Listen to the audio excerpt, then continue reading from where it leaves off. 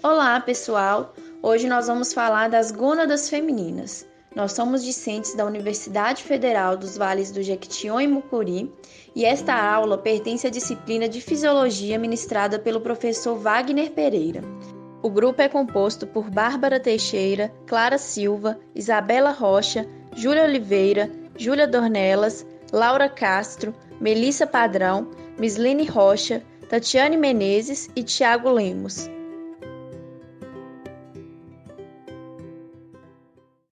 O sistema reprodutor feminino é composto por duas genitálias, a interna e a externa. Agora vamos falar um pouco mais sobre elas. A genitália interna são os órgãos reprodutores femininos que estão localizados dentro da cavidade pélvica. Eles incluem vagina, útero, tubas uterinas e ovários. A vagina é um órgão genital feminino interno mais externo. Estende-se do útero à vulva.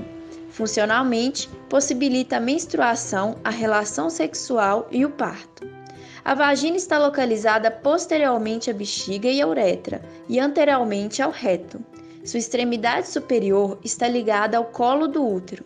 Essas estruturas formam uma bolsa que é o fórnix, que possui as partes anterior, posterior e lateral. A extremidade inferior da vagina, o orifício vaginal, se abre para o vestíbulo vaginal, logo atrás do orifício uretral. O orifício vaginal pode estar parcialmente recoberto por uma membrana chamada de ímen. Já o útero é um órgão muscular oco localizado profundamente na cavidade pélvica. Anteriormente ao reto e posterior superior à bexiga urinária, o útero normalmente se encontra em posição de antervenção e anterflexão. O revestimento endometrial do útero prolifera a cada mês em preparação para o implante de embriões. Se a fertilização ocorre, o útero atua abrigando o feto em crescimento e sua placenta. Se a gravidez não ocorrer, o revestimento endometrial é eliminado durante a menstruação. O útero é formado pelo corpo, istmo, colo, ósseo e fundo. A porção superior do útero é o corpo, que se estreita formando o istmo logo abaixo. A região onde o istmo encontra a vagina é chamada de colo do útero. A abertura do útero na vagina é o ósseo. E, por fim, o fundo do útero constitui a região próxima das ligações com as tubas uterinas. 3 camadas formam a parte do útero: a camada serosa, o miométrio e o endométrio. O útero é parcialmente revestido pelo peritônio. Quando o peritônio se reflete a partir do útero para o reto e para a bexiga, 2 pregas são formadas: a bolsa ou escavação reto-uterina e a bolsa ou escavação vesículo-uterina, respectivamente. Os ovários são as gônadas femininas bilaterais e equivalem aos testículos masculinos. Eles liberam o óvulo com o propósito de fertilização. Além disso, agem como glândulas endócrinas, secretando vários hormônios necessários para a fertilidade, menstruação e maturação sexual das mulheres. Cada ovário está localizado na fossa ovariana da pelve verdadeira, adjacentes ao útero inferior às tubas uterinas. O ovário contém 4 superfícies: anterior, posterior, medial e lateral, e 2 polos, superior e inferior. É sustentado em sua posição por vários pares de ligamentos: ligamento suspensor do ovário, ligamento ovariano próprio, que é o ligamento do ovário, e meso-ovário. Agora vamos falar das tubas uterinas. As tubas uterinas, ou trompas de Falópio, são um par de órgãos musculares que se estendem dos cornos uterinos até os polos superiores do ovário. As trompas de Falópio são onde habitualmente ocorre a fertilização do óvulo. Elas também transportam o zigoto resultante para o útero para a implantação.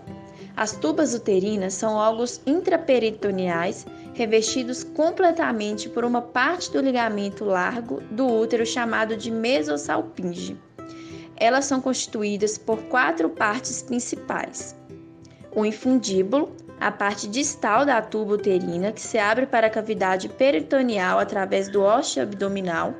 Ele contém projeções em formato de dedos, chamados de fímbrias, que se estendem sobre a superfície medial dos ovários.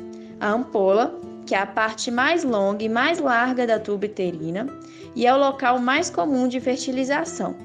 O istmo, que é a parte mais estreita da tuba uterina, e a parte intramural, se comunica diretamente com a cavidade uterina através do ósseo uterino. Agora vamos falar da genitália externa.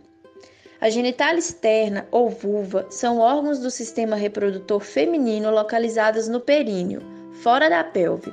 Eles incluem o monte pubiano, grandes lábios, pequenos lábios, clítoris, vestíbulo, bulbo vestibular e glândulas vestibulares. O monte pubiano é uma massa de tecido subcutâneo adiposo localizado anteriormente à síntese púbica.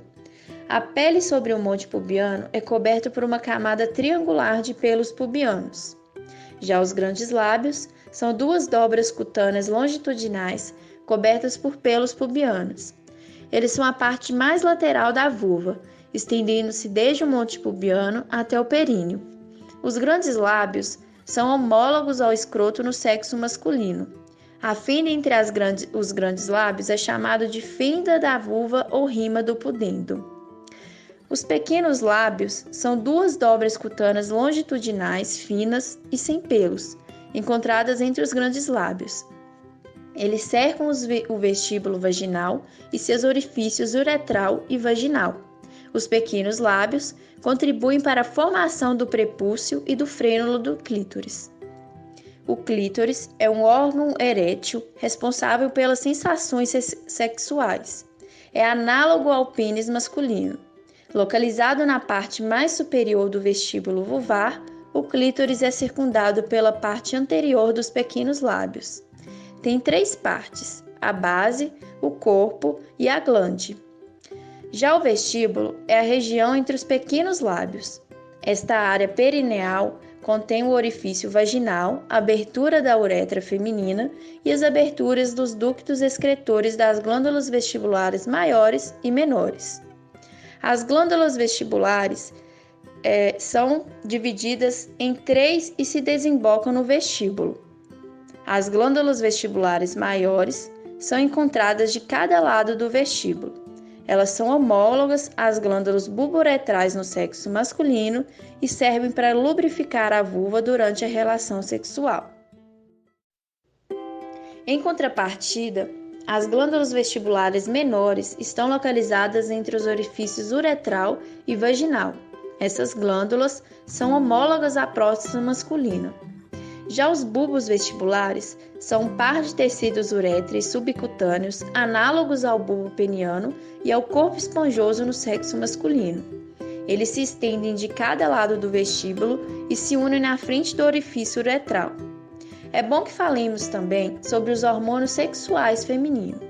O estrogênio é um hormônio responsável pelo comportamento feminino, determinando a feminilidade, agindo sobre as células, anatomia e comportamento. Ele também age sobre o crescimento das células, pois as induzem a se proliferar, aumentando o tamanho dos músculos, vagina, mamas, glândulas, quadris, coxas, dando um formato ovoide a essa região, diferentemente dos homens, que possuem a região do quadril afunilada. Possui função de crescimento de pelos pubianos, desenvolvimento de pequenos e grandes lábios e deposição de tecido adiposo. Portanto, é o estrogênio que promove as características físicas femininas. A partir da puberdade, o estrogênio passa a ter importante função no ciclo menstrual.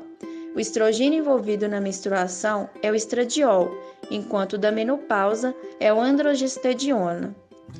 Durante a gestação, sua produção é aumentada. Os estrógenos estimulam o crescimento do miométrio uterino de forma contínua, preparando para o parto. Também estimula o crescimento das glândulas mamárias, causa relaxamento dos ligamentos pélvicos, síntese púbica e os ossos pélvicos, para melhor acomodar o útero em expansão, além de estimular a produção de progesterona. Os estrógenos são produzidos pelo folículo ovariano em maturação. O estradiol é fabricado pelos ovários e liberados na primeira fase do ciclo menstrual. Os estrógenos estradiol e estrona são também produzidos no homem. Normalmente são derivados da testosterona e androstenediona. Até a segunda semana de gestação, o corpo lúteo aumenta a secreção do estrogênio e também de progesterona. Quando em baixas quantidades ou com disfunção em seus receptores, o comportamento feminino fica mais masculinizado. A diminuição de estrógenos faz com que a mulher se sinta depressiva, com medo, apreensiva, irritada, insegura e pessimista. Já a progesterona, ao contrário do estrogênio, não exerce atividade sobre a determinação das características sexuais femininas.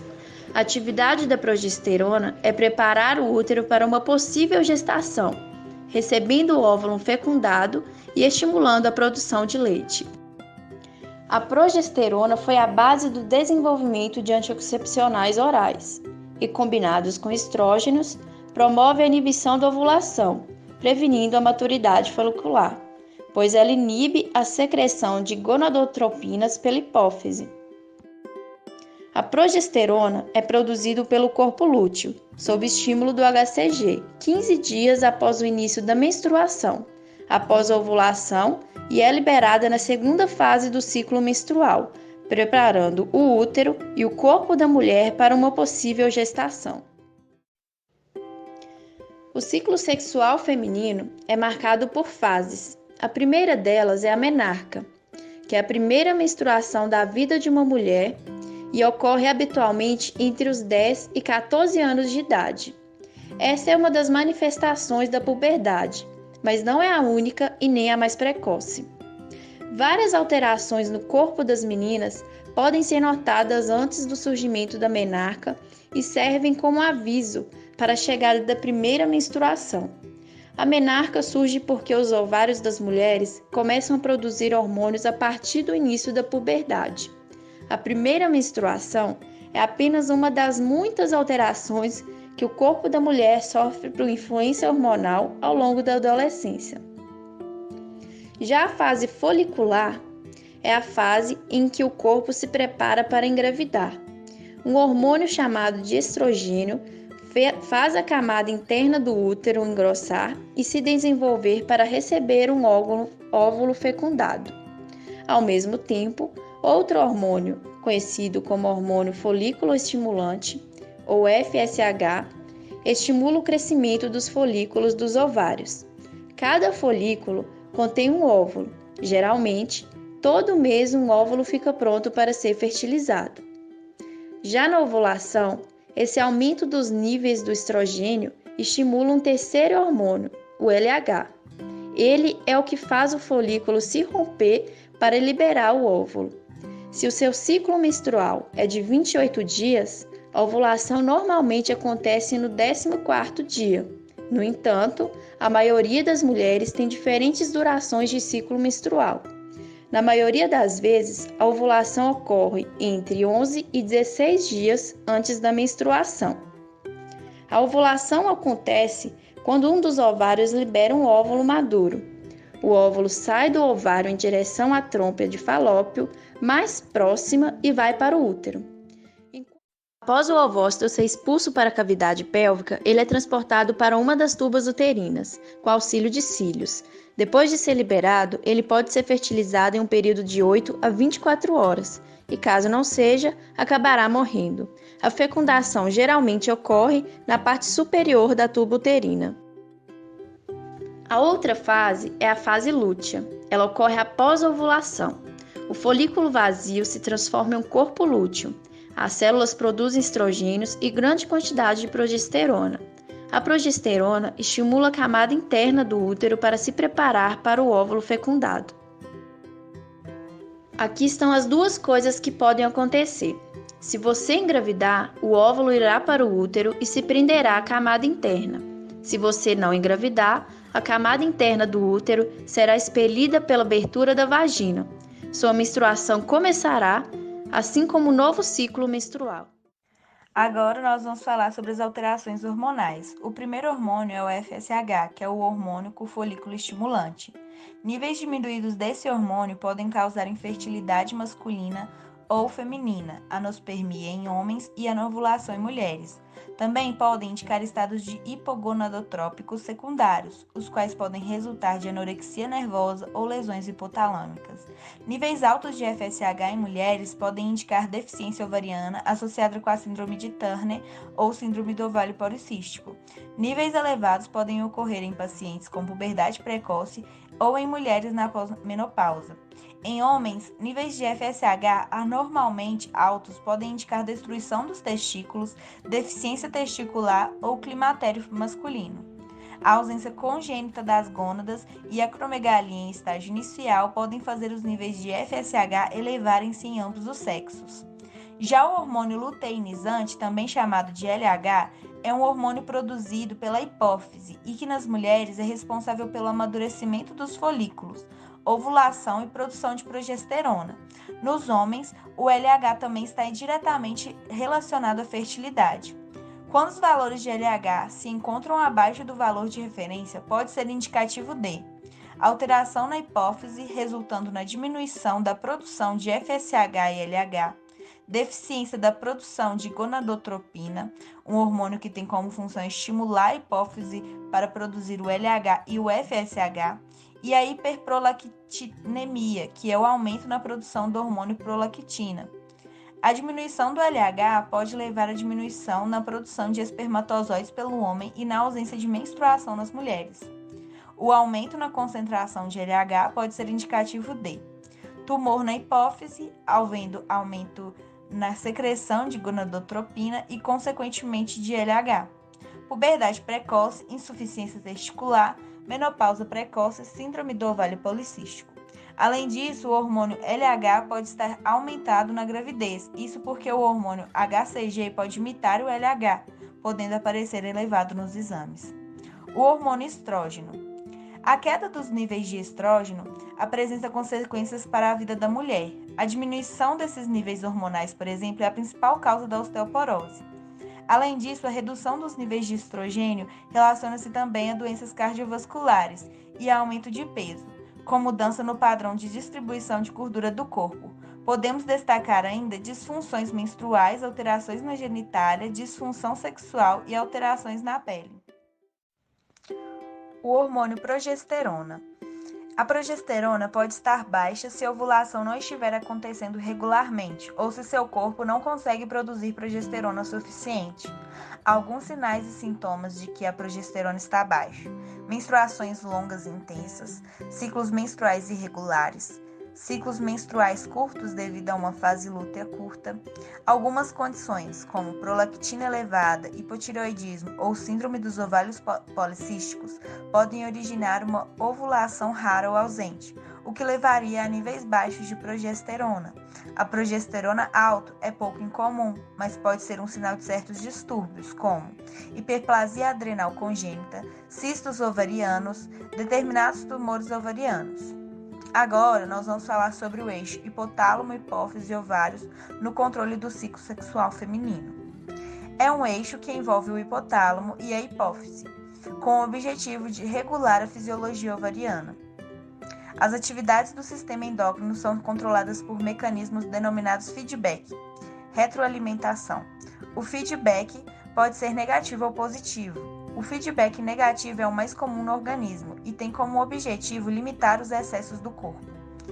Isso quer dizer que, se um hormônio estiver em excesso, sua produção será interrompida. Caso contrário, sua síntese será estimulada. Isso faz com que os hormônios permaneçam em níveis adequados. O feedback positivo, por sua vez, é bem menos frequente e se caracteriza por possuir um estímulo inicial que causa cada vez mais estimulação do mesmo tipo. Isso quer dizer que o estímulo provocará cada vez mais produção de dado hormônio, enquanto o feedback negativo restaura a homeostase, o positivo estimula as alterações. Na menopausa, que é um evento fisiológico e normal da vida da mulher que ocorre por volta dos 50 anos de idade e é caracterizada pela suspensão definitiva da menstruação.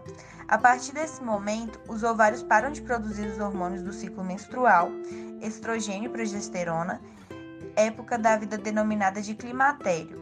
Parte das mulheres que passam por esse período do climatério relata algum dos seguintes sintomas: ondas de calor e sudorese noturna, alteração no padrão do sono, secura vaginal, diminuição do libido e sintomas depressivos, choro fácil, tristeza, desinteresse em fazer determinadas coisas. Agora falaremos um pouco sobre as fisiopatologias. A fisiopatologia é um ramo da medicina que se ocupa em estudar os fenômenos que provocam alterações anormais no organismo durante as doenças, com o objetivo de identificar as origens e as etapas de formações das patologias. Em suma, a fisiopatologia de determinada doença consiste no modo como o organismo funciona e reage ao ser acometido por esta patologia, assim como analisa a evolução das funções do organismo durante a doença. Agora falaremos um pouco sobre a doença hipogonadismo feminino. O hipogonadismo é uma doença na qual as gônadas não produzem quantidades adequadas de hormônios sexuais, o estrogênio nas mulheres. Da mesma forma, os ovários podem não produzir e nem liberar óvulos, o que causará dificuldades para engravidar. Quando o hipogonadismo ocorre por problemas nas gônadas acometidas por alguma doença e com isso passam a apresentar falha na produção de hormônios, é chamado pelos médicos de hipogonadismo hipergonadotrófico. Alguns médicos podem chamar essa forma de hipogonadismo primário, mas esse termo é menos aceito na comunidade médica no momento. Por outro lado, se a causa for do mau funcionamento das gônadas, for decorrente de um problema na hipófise, os médicos denominam como hipogonadismo hipogonadotrófico. Os tipos de hipogonadismo também podem ser diferenciados de acordo com o tempo de surgimento. Em alguns casos, os pacientes já nascem com problemas nas gônadas, chamado de hipogonadismo congênito. Outras vezes, os pacientes adquirem o problema depois do nascimento, denominado hipogonadismo adquirido. Em mulheres adultas, os sintomas mais comuns de hipogonadismo são alterações do ritmo menstrual, podendo chegar até a ausência destas por mais de 3 meses, dificuldade de engravidar, redução da libido e perda dos pelos pubianos e axilares, falta de energia e perda de massa muscular, forgachos, calorões que são mais comuns em mulheres nas menopausas, em mulheres com menos de 40 anos, em crianças a ausência de puberdade é um sintoma comum a ambos os sexos, no entanto, conforme o tipo de órgão reprodutor, os sintomas mudam. Em meninas, os sintomas são mais comuns do hipogonadismo são: não desenvolvem a mama até os 14 anos, não menstruam até os 14 anos e não desenvolvem pelos pubianos até os 14 anos.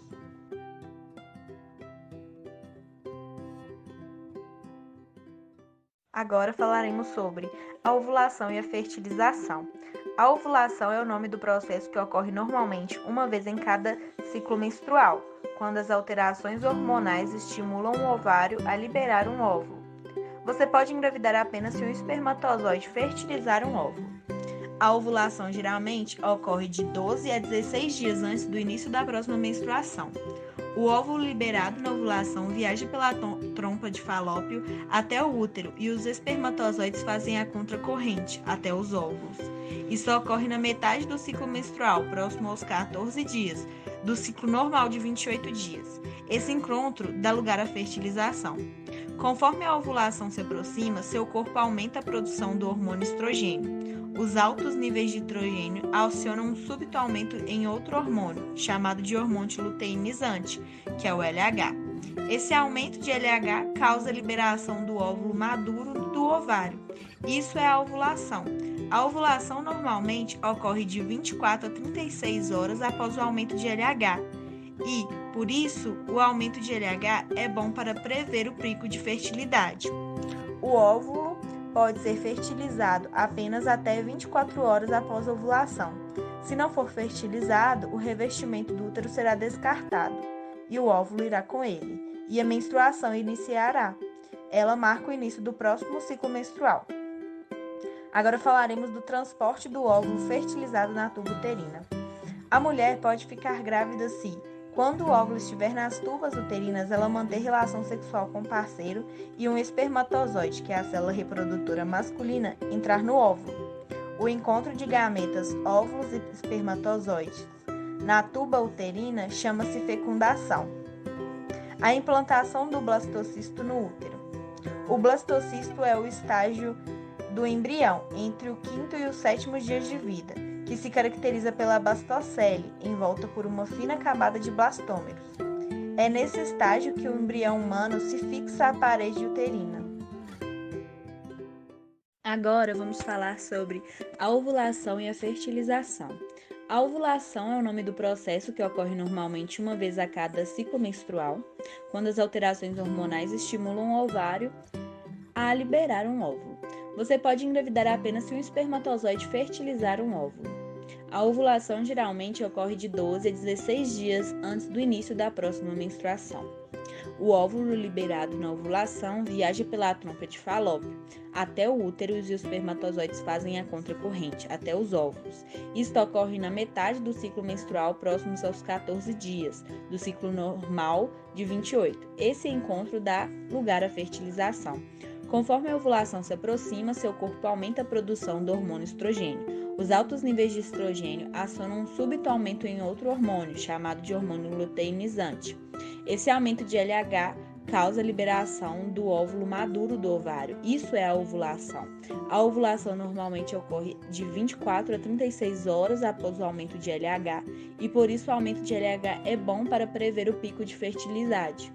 O óvulo pode ser fertilizado apenas até 24 horas após a ovulação. Se não for fertilizado, o revestimento do útero será descartado e o óvulo irá com ele e a menstruação iniciará. Ela marca o início do próximo ciclo menstrual. O transporte do óvulo fertilizado na tuba uterina. A mulher pode ficar grávida se, quando o óvulo estiver nas tubas uterinas, ela manter relação sexual com um parceiro e um espermatozoide entrar no óvulo. O encontro dos gametas do óvulo e do espermatozoide na tuba uterina chama-se fecundação. A implantação do blastocisto no útero. O blastocisto é o estágio do embrião entre o quinto e o sétimo dias de vida, que se caracterizam pela blastocele envolta por uma fina camada de blastômeros. É nesse estágio que o embrião humano se fixa à parede uterina. A nutrição inicial do embrião é um eixo que envolve o hipotálamo e o aumento das necessidades nutricionais nesse período visa garantir o crescimento e o desenvolvimento fetal adequados, o desenvolvimento da placenta e dos tecidos maternos, o suprimento das maiores demandas metabólicas e a manutenção do peso materno, da sua composição corporal e da atividade física. Durante o primeiro trimestre gestacional, a saúde do embrião depende da condição nutricional, mas também das reservas energéticas e vitamínicas maternas. A partir do segundo trimestre, os fatores externos maternos vão passar a ter contribuição direta sobre a condição nutricional do feto. O ganho de peso adequado, a ingestão suficiente de energia e nutrientes, o fator emocional e o estilo de vida serão determinantes para o crescimento e desenvolvimento fetal adequado. Então, pessoal, esse foi o nosso seminário do grupo 2 da disciplina de Fisiologia. Muito obrigada pela atenção.